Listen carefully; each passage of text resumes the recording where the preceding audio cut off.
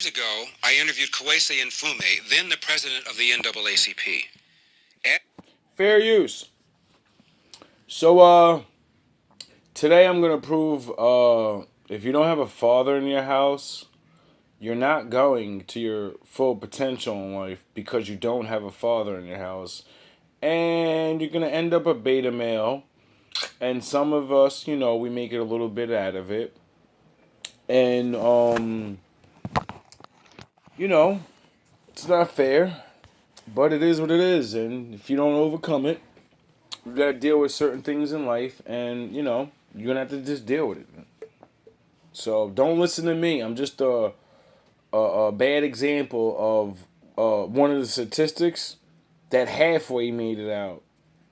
I got a little education, a little something, something, picked up a talent, learned the Bible real good, but I ain't got no degrees. I ain't but I can out talk and out think majority of the people with degrees. And when I meet people with degrees and college students and teachers, they think I'm one of them. Between the presence of white racism and the... They ask me, how do you have all these answers about all this stuff in life and you didn't go to college? And I go, because I made good use of my phone. Years ago, I interviewed Kwesi Nfume, then the president of the NAACP. As between the presence of white racism and the absence of black fathers, I asked him, which poses the bigger threat to the black community?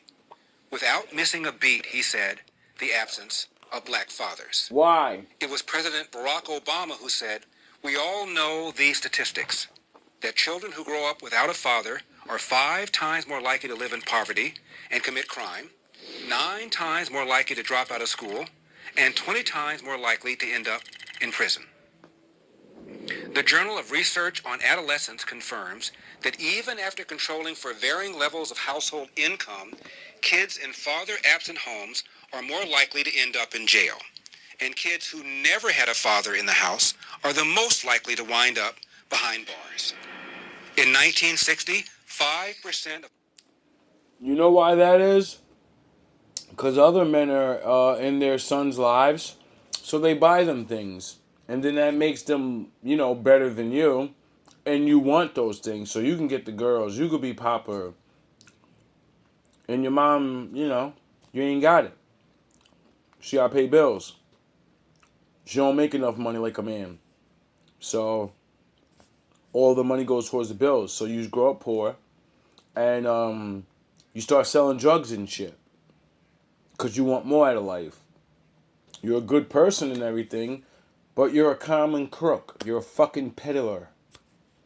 But do you think that makes you alpha? You're a fucking panhandling drug dealer. You're trash. You're not a fucking entrepreneur. You're not a fucking... You poisoned your own community for years. I don't care if it was just trees. I don't care what it is. Get a fucking job. America's children entered the world without a mother and father married to each other. By 1980, it was 18%. By 2000, it had risen to 33%, and 15 years later, the number reached 41%. For blacks, even during slavery, when marriage for slaves was illegal, black children were more likely than today to be raised by both their mothers. I don't know about those statistics, because when I was young in the 80s, no one had a father. No one. No one. So what the fuck is he talking about? He said it just started around 7 to 60s and then went to like 24% or something. But nigga, no one, I've never damn near met anyone that had a father that was black. The fuck out to this day. And father. Economist Walter Williams has written that, according to census data from 1890 to 1940, a black child was more likely to grow up with married parents than a white child. Oh, really? For blacks, out-of-wedlock births have gone... So in 18-something, black people were getting married more than white people. I don't think conditions were better back then. So why were we getting married more than everybody else and we were the worst? Shit, we're still the worst now. So you can only imagine how bad we had it back then. Oh, I guess not shining up and it kept us together. Getting all dapper and shit. On from 25% in 1965 We to moving on 73% in 2015. For whites, from less than 5% to over 25%, and for Hispanics, out of wedlock births have risen to 53%. How the fuck do black people start getting better in life? Cause you know it ain't the 1980s and shit. We ain't got fucking the Ku Klux. I ain't seen a nigga with a Ku Klux Klan outfit in my life. Shit, I barely get pulled over. I don't get stopped and shit. I'm the only black guy in my neighborhood.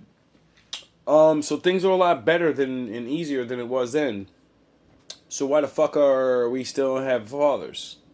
How is that even possible? You're doing better as a race, because you're not getting pounded on as much. But you're doing worse as a race. Like people are pound. Oh yeah, I forgot. You're pounding on yourself. What happened to fathers? The answer is found in a basic law of economics. If you subsidize undesirable behavior, you will get more undesirable behavior. For people that don't know what that means, if you keep people broke, they'll stay broke. And you can stay rich. I think that's what it means. Like, I am not the most educated guy. Like, I don't think I know all those words myself. He said it in a very educated way. But I could have swore that's what it meant. In 1949, the nation's poverty rate was 34%. By 1965, it was cut in half to 17%, all before President Lyndon Johnson's so-called War on Poverty. But after that war began in 1965, poverty began to flatline. From 1965 until now, the government has spent over $20 trillion to fight poverty. The poverty rate has remained unchanged, but the relationship between poor men and women has changed dramatically. Strange. That's because our generous welfare system allows women, in effect, to marry the government. Oh, really? And this makes it all too easy for men to abandon their traditional moral and financial responsibilities. Psychologists call such dependency. Alright, you're telling me black people don't have something wrong with their brains when you can have both have a good job but you still live in the projects? You're not working at McDonald's. No, you have a government job or something. Two grown-ups got government jobs and they live in the projects. What the fuck would make you do that? Why would you stay there? I don't want to hear the save the money thing. You save money so you can get the fucking government jobs and shit, and then you get the better jobs so you can get the fuck out of the projects. How greedy can you be? Learned helplessness. How do we know that the welfare state creates Did it work? disincentives that hurt the very people we're trying to help? They tell us.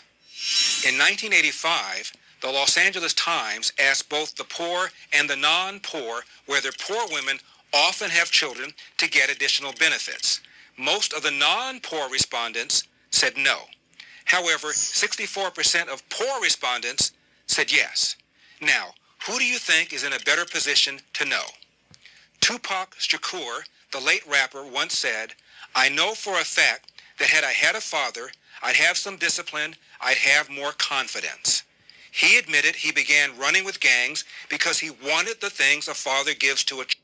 Okay, since I know Tupac is all of y'all fucking God, that's literally Jesus Christ to all of you. You all know him.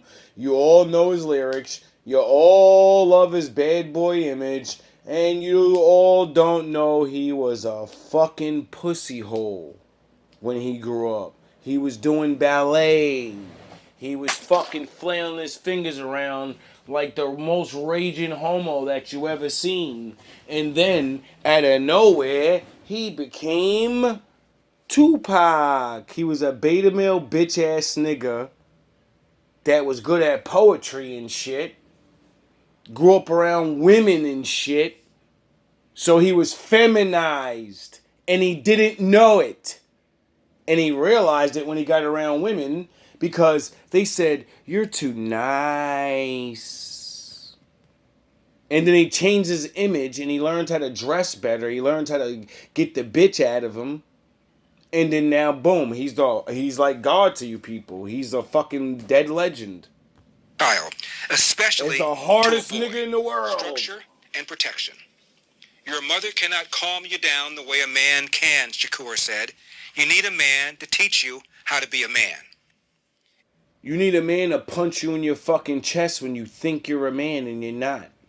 And hit you with man strength. And then you realize things like, oh, yeah, I'm not a man yet. Let me stay in line. Your mom's not going to punch you in your chest, and even if she does, she can't hit you with man strength. You don't understand the reality of life. Getting hit really hard by a man doesn't just teach you not to do whatever they told you not to do. It gets you aware that, when you see a dude bigger than me, don't just run your fucking mouth because he ain't your father. He's going to pound you into the ground. It teaches you multiple lessons. A woman can't teach you that. When a woman's beating on you, now you're used to women beating on you. You're demasculated. That's why back in the ancient days, women were not allowed to hit their sons. Did you know that? Back in the day, back in the 40s, women couldn't even talk to their sons disrespect. Their sons was like, what, ma? I'll fucking... They couldn't hit their sons back. Why? Because the fathers knew back then, if I got my wife beaten on my son, how's he going to face a man if he's ever scared of a woman majority of his youth?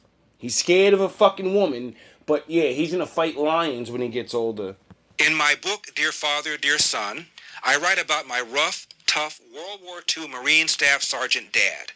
Born in the Jim Crow South of Athens, Georgia, he was 14 at the start of the Great Depression. Growing up, I watched my father work 2 full-time jobs as a janitor. He also cooked for a rich family on the weekends and somehow managed to go to night school to get his GED. When I was 10, my father opened a small restaurant that he ran until he retired in his mid-80s. He was never angry or bitter and insisted that today's America was very different from the world of racial segregation and limited opportunity in which he grew up. Oh, really? Hard work wins, he told me and my brothers. You get out of life what you put into it. You can't control the outcome, but you are 100% in control of the effort. And before blaming other people, go to the nearest mirror and ask yourself, what could I have done to change the outcome? I wonder who says that. I wonder who's always screaming into their fucking phone about this magical mirror you're supposed to be fading. No, it's not magic. You go in front of your fucking bathroom mirror, you look at it, you spit in the fucking mirror and say, cocksucker, I'm going out there and getting what's mine. And you take accountability for being a bitch ass man that doesn't go out here and just lose over and over until you win. You don't wait 20 years to do anything. You get shit done. Or you don't. You win or you lose. That's what men do. We don't sit on the fucking sidelines wondering, I wonder if I can make it. No, we go and get our heads beat in and we be like, oh, but I'm not good at that. Let me try something else. You don't make a fucking 50-year plan and shit. This advice shaped my life. Fathers matter. Until we have a government policy that makes that its first priority, nothing will change. I'm Larry Elder for Prager University. Now I would like to bring out one of my old YouTubers I used to watch.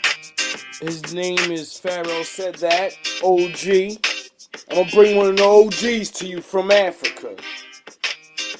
See, I like this OG because he understands things and he believes in the Bible and he believes he's an African.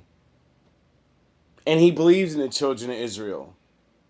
And he doesn't let the beef and the shit that the Bible says about Africa and Israel beefing, he doesn't let that get into his fucking head because he realizes they both had the same father, so we're brothers, you dumbass. He realizes, Moses studied in Egypt, so duh. Of course they're gonna have similar things. And then duh, when you study both, you'll realize they all talk about the Father. But nah, we're just dumb black guys. I'm just a dumb On my young black guy. He's a YouTube dumb old black guy. page, a lot of times I get comments from young men, and they seem to be very angry.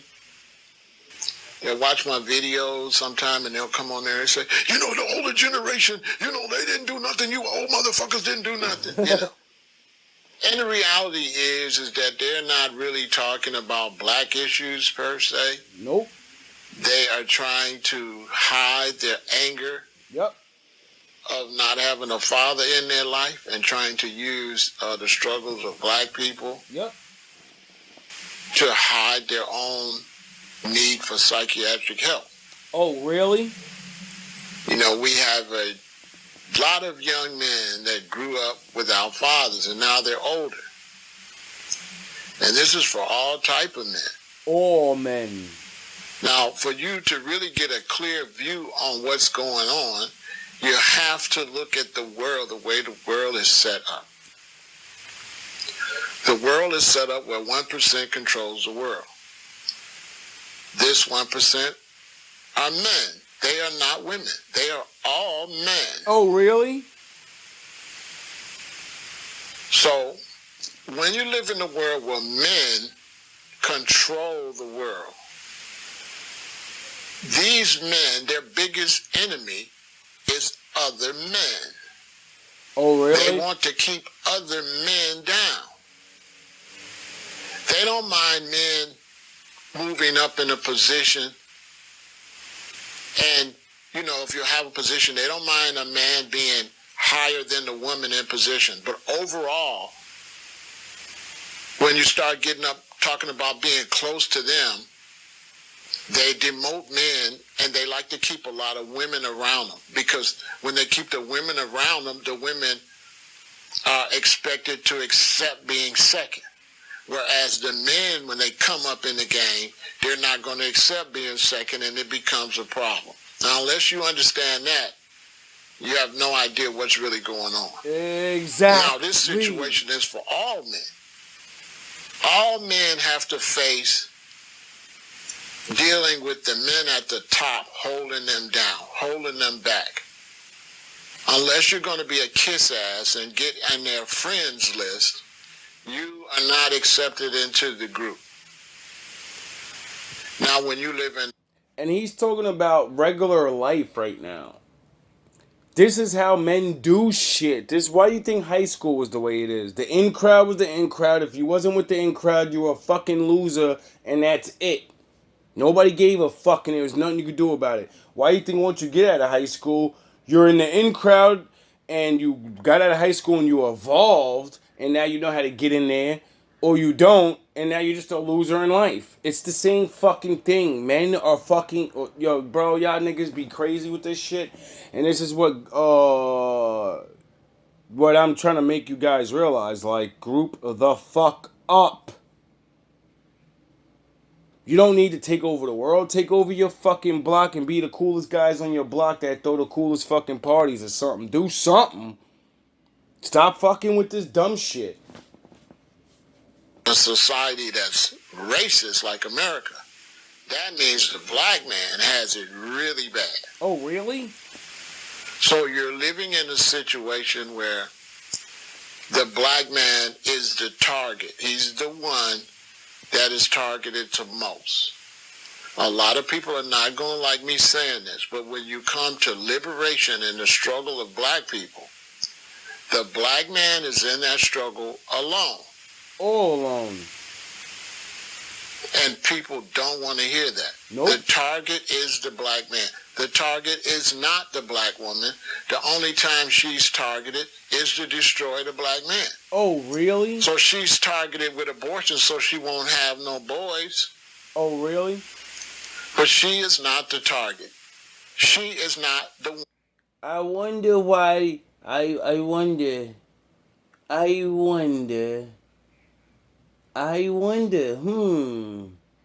They don't want you to have a smart baby or something. They don't want you to. I don't know. I wonder what can the dumb monkeys birth? One that has to deal with the struggle the most. I can prove it. Anybody think I'm lying? There, you women out there and men. Go out and do your social experiment. Just don't say I'm wrong. Yup. You got friends. Yup. Get 8 of your friends together. Yup. 4 black women and 4 black men.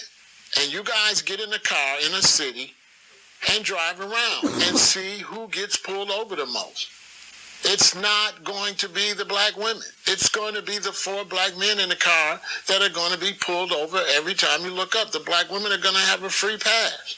It's just a fact. Why? So if you don't understand that dynamic, You're an idiot. then you'll grow up mad at your fathers for not understanding that your fathers were the main targets. So this is why so many of your fathers was dysfunctional and had such a hard time. The fathers were targeted and made to feel the worst. You see, if you have a family where it's taught that the man is supposed to be the provider, and if a man and a woman goes to look for a job and the woman gets hired first, you cannot imagine what that does to the man. Well, I had a friend that had to deal with some shit like that back in the day. And I used to tell him, bro, like, trust me, my nigga, I feel you. I be looking shit up, and I really feel like you one of those dudes, bro, because you a good, like, you actually educated shit. You finished high school easy. You went to the military. How the fuck you bright, and you go to the military, and you can't come home and get a decent job? What? I thought that's what the fucking promise is. What the fuck? Get the fuck out of here, bro. Okay? And what it does to the woman, because now the woman is pulling this weight. She's going to be frustrated. The man, he might turn to drinking. He might turn to drugs. He might get to the point he gives really? You might turn to drinking? up. Now she's going to be frustrated, like, I'm working all by myself. You're not doing nothing. Oh, treat you like Because shit? in her world, she's just like a white person. A black woman, in many ways, is just like a white person. In her head. The same way whites cannot even phantom what it's like to be black is the exact same way a black woman cannot phantom what it's like to be a black man. That's why she doesn't understand you. That's why she doesn't help you with your dreams. Because she's like, nigga, that's just a dream. You're the lowest on a totem pole. The chances of you making it, you're fucking stupid. Aren't you paying attention to the game? This is just a fucking fact. So, in a lot of cases, men have been forced to be. Did you know in slavery, they did the women so, like, smart. They killed the bravest men in front of them and then told the women, when you have children, if you let them grow up with the idea of ever thinking of escaping, rebelling, anything, you better keep these motherfuckers docile. You better keep them focused on getting this. You better never let them get brave, or we're gonna rip these niggas apart again in front of you. So these black women had to literally dumb their children down, and if any of them started to like naturally get aggressive, they would fucking get them in line, like chill your ass out and put you in line and shit. I wonder if that does anything years down the effect when you. I wonder if that still happens today. Feel like they wasn't contributing. This is added to drug abuse. I want to be This free. is added to them. No, you don't. Sit sleeping your ass in the around. projects This is added to a and lot do of what you've been problems, doing. which have caused women problems because the man dealing with his social issues. So Take another this has shot. been a big problem. And then Shut we're the not just fuck going up. to get into finger pointing, because in relationships there have been situations where, your father's not there, but you don't even know if you're really your father's child. You don't know if your mother cheated on him or what. You don't know, because there's so many variables. Niggas don't even be thinking about shit like that. Is my father even really my father? Maybe that's why we're my father and my mom are not together. Maybe that's really not my dad, and that's some nigga that she likes, and he just pretends to be my fucking father. That's why I don't feel close to this nigga. So when people say women are no good or men are no good, that's like bullshit. Somebody's because life there's just got a fucked billion up. different variables.